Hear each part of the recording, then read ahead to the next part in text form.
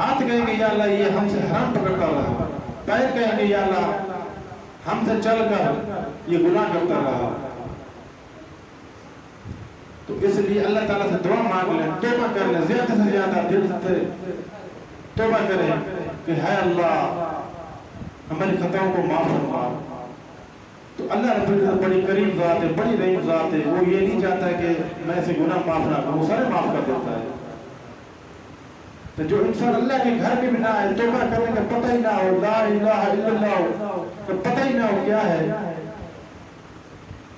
तो मैंने बात ही कर रहा कितनों को फोन किया कि भाइयों रमजान का महीना है, शायद आखिरी जुम्मा है, मेहरबानी करो अल्लाह के घर में आ जाओ।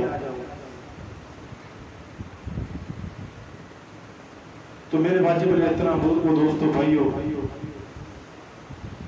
मेरी कामयाबी, आपकी कामयाबी, हम सब की जो कामयाबी है वो क्या है?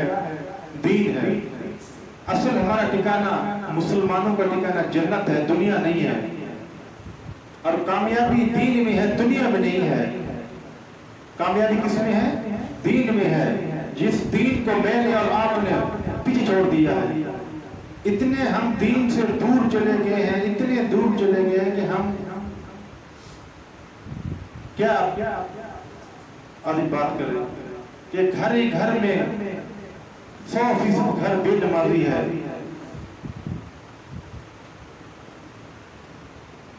एक भी नमाज पढ़ने वाला नहीं है। तो हमारे दिल में हमें हरकत नहीं होती, हमें एहसास नहीं होता। क्यों नहीं होता? कि हम दीन से दूर चले गए। दुनिया का कारोबार कैसा भी हो, पहुंच कर करते हैं और हर हाल में करते हैं। अगर नहीं करना आता तो वो सीखते हैं, लेकिन नहीं सीखते तो ला इलाहा इल्लल्लाह मुहम्मद रसूलुल्लाह नहीं सीखते, नहीं आता कलमा। हालांकि ये हिंदू खैर मजहब जितने लोग हैं ये, इनके साथ खाना पीना क्यों नहीं? क्योंकि यही गंदम है, यही गंदम के दाने हैं। उनके घरों में भी है, हमारे घरों में, तो जो सभी यही गंदम उनके घरों में है, हमारे घरों में भी है। और यही गंदम लेकर जाते हैं चक्की में। उनकी चक्की और हमारी चक्की एक है, कोई फर्क तो नहीं है कि ये हिंदुओं की, ये मुसलमानों की एक चक्की है जिसमें ये दाने पिसते हैं, आटा बनता है। और फिर वही आटा आता है घरों में, हिंदुओं के भी आता है, मुसलमानों के घरों में वही आटा आता है। और वही परात आटे के लिए तैयार करने के लिए, वही परात उनके लिए, वही हमारे लिए है। वही उसी आटे में जो पानी डालते हैं, हम भी वही पानी डालते हैं आटा गूंदने के लिए। तो जब हम रोटी पकाते हैं तो जो हमारी तवी में रोटी बनती है वो हिंदुओं की वही तवी है।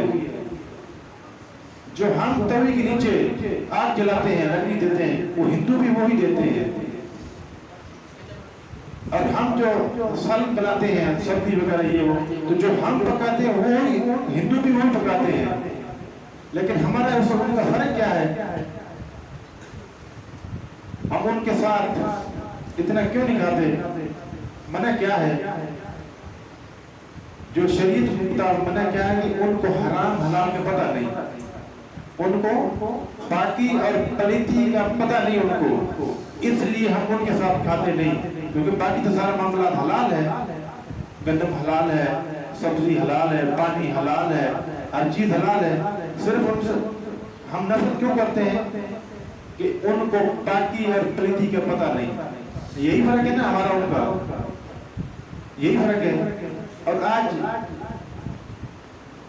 मैं आपको ये बात कर रहा हूं, आजमाना पे उस बात पे फिक्र करनी है और उस बात में हमारा पछतावा हो जाए कि यार हम कैसे मुसलमान हैं, हम क्या हैं। घरों में जाकर ये पूछना है अपनी माँ और अपनी बहन बेटी से कि तुझे ये कलमा आता है, जिस कलमे पढ़ने से इंसान मुसलमान दाखिल हो जाता है, वो कलमा आता है। और दूसरा उनसे ये पूछना अपनी बीवी से कि तुझे गुस्ल के फर्जों मालूम है, तुझे पाक होने का पता है।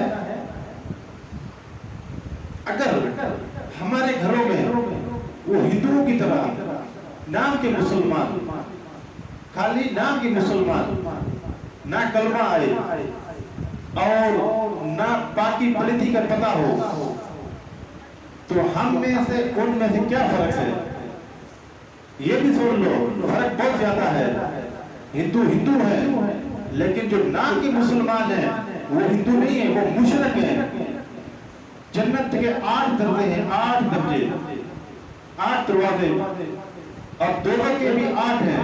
सबसे जो खौफनाक दरवाजा है उसमें कौन जाएगा? जो नाम का मुसलमान मुशरिक है, वो हिंदू नहीं जाएंगे उसमें। ये थोड़ी ईसाई सिख नहीं जाएंगे उसमें। कौन जाएंगे? ये नाम के मुसलमान जाएंगे, जो नाम के मुसलमान है लेकिन उनका अमल एक भी मुसलमानों वाला नहीं। तो इसलिए ये बहुत बड़ा नुकसान हो रहा है। जिस आदमी को, जिस मुसलमान को कलमा नहीं आता, जिसको ताकिया और प्रीति का पता नहीं, खुदा की कसम वो इतने घाटे में जा रहा है कि हिंदुओं से भी बदतर इंसान है वो। एक इंसान हिंदू से भी बदतर हो तो क्या ख्याल है? उसके साथ बैठना उठना या उसके साथ खाना पीना जायज है? अपने ईमान से बताओ, अल्लाह घर बैठे हो। जो हिंदू से बदतर हो, जो हिंदू से क्या गुजरा इंसान हो, उसके हाथ का खाना पीना जायज है? एक थोड़ी है, हमारे इलाके में थोड़ी है। अगर जो थोड़ी से बदतर हो, यानी कि थोड़ी सी क्या गुजरा हो, उसके हाथ का खाना खाएंगे? हम सब खा रहे हैं, हम सब खा रहे हैं। तो जो से वजह क्या है कि शैतान ने धोखा दिया है। सारी जिंदगी शैतान ने इबादत की, चप्पे चप्पे पे सजदा किया। एक अल्लाह के हुक्म की नाफरमानी की, कितनों की? अल्लाह के हुक्म की, एक हुक्म की नाफरमानी की हमेशा के लिए वो मरदूद हो गया। अब वो इसी शैतान का काम है कि इंसान को वर्गलाना, इंसान को जन्नत के रास्ते से भटकाना, इंसान को अल्लाह वालों की सोबत से हटाना, इंसान को अपनी मन मर्जी पे लाना। ये शैतान की मेहनत हो रही है। तो इसलिए मेरे भाइयों, ये बात कड़वी जरूर है, लेकिन ये बहुत फायदेमंद बात है।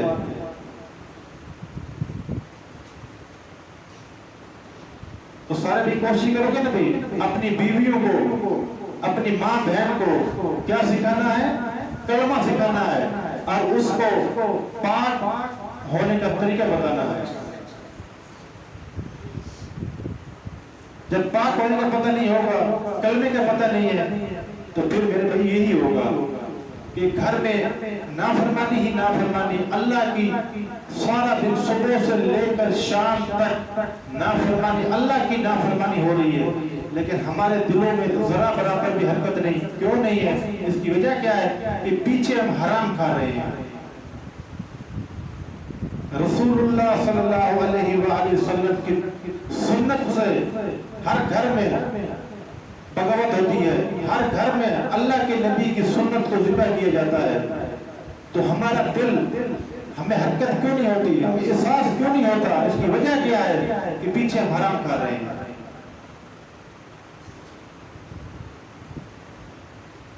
तो एक तो अपना खाना पीना दुरुस्त करो, हलाल करो। ये गंदे हराम नहीं है, ना पानी हराम है, कुछ हराम नहीं, ये हराम नहीं है। सिर्फ ये कलमा, वो मुसलमान जो है उनको कलमा नहीं आता, उनको पाक होने का पता नहीं, इसलिए हराम हो रहा है ये। तो सारे भी कोशिश करोगे, दीन सीखने की कोशिश करोगे या दीन की मुखालफत की कोशिश करोगे? जी, दीन की सीखने की कोशिश करेंगे, दीन की मुखालफत नहीं करेंगे। आजकल के दौर में तवज्जो से बैठ जाओ, बैठ जाओ, अल्लाह की ज़ात है, दुरूद शरीफ पढ़ो भी, अल्लाहुम्मा सल्ली अला सय्यिदिना मुहम्मद व अला आलि सय्यिदिना मुहम्मद। आजकल के दौर में दीन की मुखालफत क्या है भाई? तवज्जो, दीन की मुखालफत और दीन की खिदमत क्या है? कि दीन की मकसद ये है कि अपने बच्चों को कुरान पढ़ाना, अपने बच्चों को क्या करना, कुरान पढ़ना, और अपने आप को क्या करना कि कलमा सीखना, और हलाल को हलाल समझना, हराम को हराम समझना, ताकि पलिती का पता हो आपको, और आपका उठना बैठना, उठना बैठना ये जहलाना ना हो, आलमाना हो। जहलाना किसको बोलते हैं? जो अपनी मन मर्जी, अपनी मन मर्जी, इसको कहते हैं जहलाना जिंदगी। आलमाना जिंदगी क्या है कि हर काम को, हर काम को अल्लाह का हुक्म रसूलुल्लाह सल्लल्लाहु अलैहि वसल्लम के तरीके पे करना, ये है आलमाना जिंदगी। तो जहलाना जिंदगी को चाहते हो, आलमाना, आलम होना जरूरी नहीं है। आलमाना जिंदगी क्या है कि जो भी काम करना है अल्लाह के हुक्म के मुताबिक करना है, रसूलुल्लाह सल्लल्लाहु अलैहि वसल्लम की सुन्नत के मुताबिक करना है, ये आलमाना जिंदगी है। इसके पीछे जन्नत है। नबी सल्लल्लाहु अलैहि वसल्लम के पास जिब्रील आए, बड़ा परेशान, खौफनाक। तो नबी सल्लल्लाहु अलैहि वसल्लम फरमाया, ए जिब्रील, आप आज उदास उदास बैठे हो, पहले आपका ये मंजर कभी नहीं था। तो जिब्रील सल्लल्लाहु अलैहि वसल्लम फरमाया, या रसूलुल्लाह, अल्लाह रब्बुल इज्जत ने दोज़ख को कितने हजार साल बाद जलाया है,